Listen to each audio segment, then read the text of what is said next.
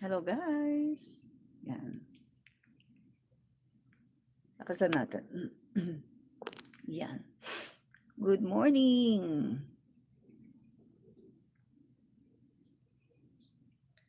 Hello, good morning.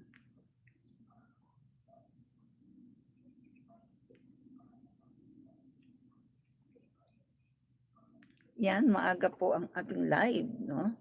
So, ayan nga po guys, no, ang topic po natin ngayon. Yan. Pero bago po ang lahat, siguro tayo ay magano muna, no? Share muna. Ayan, wala pa yung viewers natin, no? Kasi tagal po tayong hindi nakapag-live. Sabi ko nga kapag matagal na hindi nakapag-live, no? Nawawala na rin yung viewers. So, yan. So, mamaya andyan na yan, no? So, ito po mga kaibigan, ang topic po natin ngayon ay pulong, maingay sa online, pero nga or tameme pagdating sa kongreso, no? So, haharap po kaya si Pulong sa plenaryo? Tingnan po natin kung haharap siya sa plenaryo, no? So, yan po ang pag-uusapan natin ngayon mga kaibigan, no? Okay. Atin muna, sandali guys, no? I-ano muna natin, share muna natin ang ating video para meron din pong makapanood na iba. Yan. Share natin ang ating video. Okay. Para may makapanood po. Yan. Share natin. Kayo din po, baka gusto nyo i-share po ang ating video. Yan. Share po natin ang ating video. Yan. Okay, tsaka share ko na rin sa aking newsfeed. Yan. Oy, nandito si Samuel Olaer. Yan. Maraming salamat, no? Samuel Olaer. Yan. Sa iyong pag-drop by sa ating page. Yan. Yan, sabi niya, hi ante, hi din sa'yo, no? Samuel. Yan. Okay mga kaibigan, no, ang topic po natin ngayon ay si Pulong po, maingay sa online pero tameme naman pagdating po sa Congress. Yan.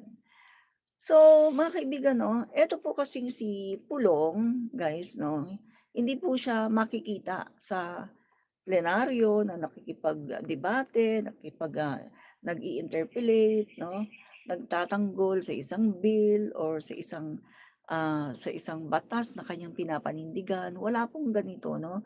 Wala po tayong nakikitang ganito kay Pulong Duterte. Pero ito po si Pulong ay napakaingay po pagdating sa social media, no? Dito po sa social media na hindi naman po tamang platform ay diyan po niya inilalabas lahat ng kanyang mga disgusto, lahat ng kanyang mga rant, no, yung kanyang mga reklamo. Dito po niya nilalabas lahat sa social media. Hindi po sa plenary, hindi po sa pakikipagdebate sa Congress, no. In short, mga kaibigan, si Pulong po, guys, no, ay talaga namang masasabi nating isang marites, no, kasi dito lang po siya nagkakalakas ng loob sa social media mag-rant. Pero kapag dating po sa isang platform na legal, no, katulad na lang po ng Congress, no, sa plenary, wala po siya, no, wala po siya sa mga session, hindi po siya nag-interpellate, hindi po siya nakikipagdebate, wala po, no. At ito pong si Pulong ay sabi ko nga sa inyo, mas madalang pa po sa disyerto, no? Mas madalang pa sa ulan ng disyerto kung pumasok itong si Pulong, no?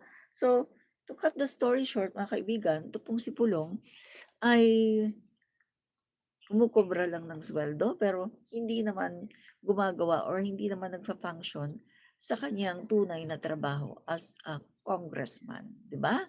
So ayan po mga kaibigan, si Pulong po ay makikita po natin ngayon, no, kung sa plenaryo ay haharap siya, no, at magi-interpellate at magre-rebuttal patungkol po sa accountability, no, patungkol po ito sa kanyang kapatid na si Sara Duterte, no. So tingnan po natin mga kaibigan kung kanya pong ipagtatanggol itong si, kanyang kapatid na si Sara Duterte. Kasangga Joff. Hello po, Admin Rich. Yes, hello, kasangga, no? Joff, maraming salamat sa pag-drop by mo sa page natin. So, ayan nga mga kaibigan, no? Aabangan po natin kung itong si Pulong ay pupunta po sa Congress at makikipagdebate po sa plenary, no? At kanya pong pagtatanggol ang kanyang kapatid, no? Diyan po natin makikita kung siya po ay tunay na kongresista or tongresista, 'di ba? So dito po natin masusukat kung si Pulong ay tunay na mambabatas o isang social media strongman na bumibigay kapag totoong debate na ang usapan, no? Kasi sa Congress po mga kaibigan, kailangan diyan yung matalinong debate, no?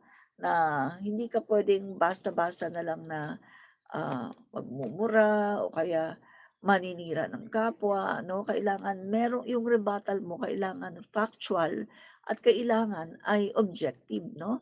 At kailangan ito ay talagang may matalinong kaisipan, no? Hindi puwedeng ginagawa ni Pulong na sa social media na o sasabihin na yung paninira, no, kina PBBM tapos wala namang factual basis, 'di ba? Like and subscribe. Marami pong salamat kasangga, Joff, sa pag-like at subscribe, no? At si Vladimir De Leon, hi din po sa iyo Vladimir De Leon. Marami pong salamat, no, sa pag-drop by sa ating page, yan. So, ito mga kaibigan, no, kung hindi siya tatayo at magsasalita at lalaban sa plenaryo para sa kanyang kapatid, iisa lang ang ibig sabihin 'to, no? So, hindi po kakulangan ng oras ang problema, hindi kakulangan ng kakayahan, kundi kakulangan ng tapang at ng kakayahan para makipagdebate at para ipagtanggol, no, ang kanyang kapatid na si Vice President Sara Duterte. So, kitang-kita natin mga kaibigan, no, bilang isang social media warrior lang itong si Pulong Duterte. Matapang sa Facebook, maangas sa video, malakas ang boses kapag sumasagot. Pero pagdating po sa Congress, tahimik, mas marami pang absent kaysa pagpasok, hindi sumasali sa seryosong debate. So, guys, alam naman natin, 'no, na ang tunay na matapang mga kaibigan, 'no, ang tunay na matapang dapat, kapag matapang ka talaga ng mambabatas, 'yan ay nasusukat, 'no, kapag ikaw mga kaibigan ay sumasagot sa mga katanungan.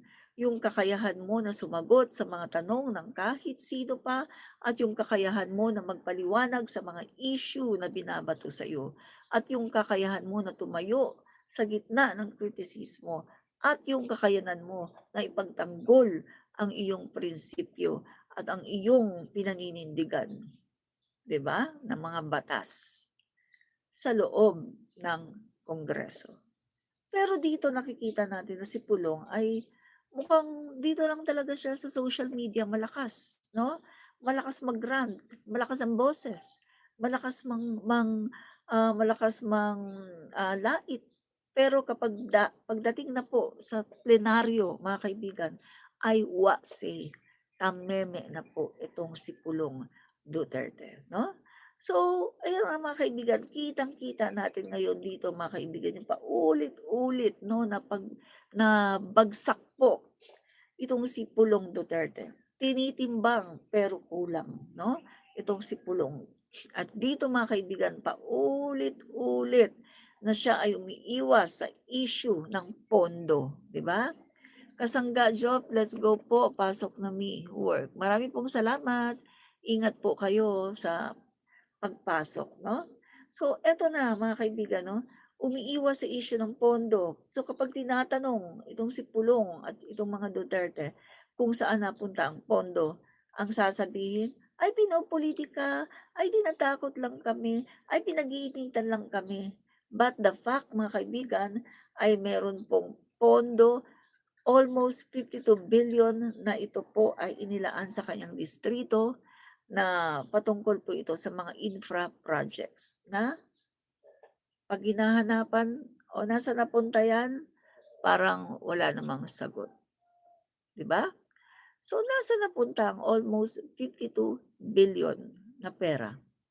Saan napunta ang lahat ng 'yan, 'di ba? Hindi 'yan pulitika dahil merong totoo, 'no, merong budget, may resibo, may budget 'yan, 'no, saan napunta lahat ng 'yan. Bakit ang Davao City ay still na bumabaha kahit wala namang bagyo, 'no? Kaya mga kaibigan na eto ha, ah sasabihin pinopolitika kapag pinagpapaliwanag 'no?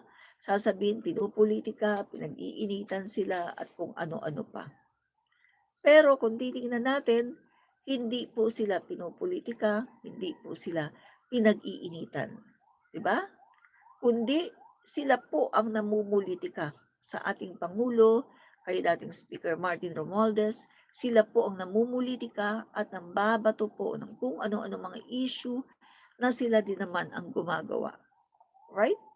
So, eto mga kaibigan 'no, paulit-ulit 'no, pero makikita natin 'no mga kaibigan, itong si Pulong Duterte ay matapang lang po pagdating po sa Davao. Kasi itong Davao ang kanyang baluarte 'no. So, pagdating po dito sa Davao, 'yan mga kaibigan, siya po ay dominante at, siya po ay, malakas ang boses niya dahil 'yan ay kanyang baluarte at sariling teritoryo.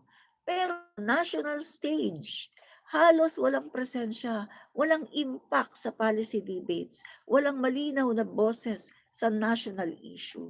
Hindi national leader ang isang tao na gumagana lang, tumatapang lang kung nasa kanyang baluarte sa Davao City.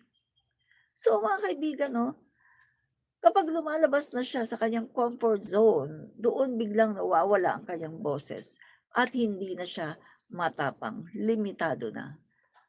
Pero 'pag nasa dahig, nandun ang kanyang mga kaalyado, tinatanong siya ng SMNI, tinatanong siya ng ibang mga tao dun, yun tumatapang na naman siya. Kasi nandun ang kanyang mga kaalyado. Nandun yung kanilang, tatay, 'di ba? So, si Pulong po mga kaibigan ay pagdating sa legal platform, wala po siyang say, wala po siyang boses, at wala po siyang masabi. Gano'n po 'no, gano'n po siya. So, ang tanong natin dito, oh, puro hangin lang ba itong si Pulong? 'Yan. Hangin, parang lobo, parang balloon, na kapag binutasan mo ng konti biglang nagsi-shrink at nawawala na ang hangin. 'Yan po si Pulong, 'di ba? So, ang hamon po ngayon Pulong Duterte 'no, mga kaibigan, ayan, ngayon ito na yung tunay na test, na aprobado na po ang impeachment sa committee. So, ang buong bansa ang manonood, live po ang debate. Kung hindi siya tatayo para kay Sara Duterte, ga guys, mapapatunayan na ang tapang ay performance lang, 'no? Mapapatunayan na ang bravado ay pangkamera lang at mapapatunayan na hindi talaga siya marunong makipagdebate. Kasi kung hindi siya magsasalita sa pinakamahalagang laban ng kanyang kapatid at laban din niya, ibig sabihin wala siyang karapatang magpanggap bilang isang warrior, 'no? So, puro bravado, wala namang gawa. 'Yan mga kaibigan 'no, so tinatawag niyang weapon ang budget. Pero ang tanong, kaya ba niyang ipagtanggol ito gamit ang batas? Yan. Kaya ba niyang ipagtanggol gamit ang batas? Kaya ba niyang, ipaliwanag ang gamit at ang logic kung paano ito, nangyayari? So, ang bravado na walang substance ay hindi lakas. Ito ay insecurity at tinatakpan lang yung ingay, 'di ba? So, takot po siya sa debate. Ang plenaryo ay hindi hindi hindi ito basta-basta 'no, na platform. Dito po may follow-up, may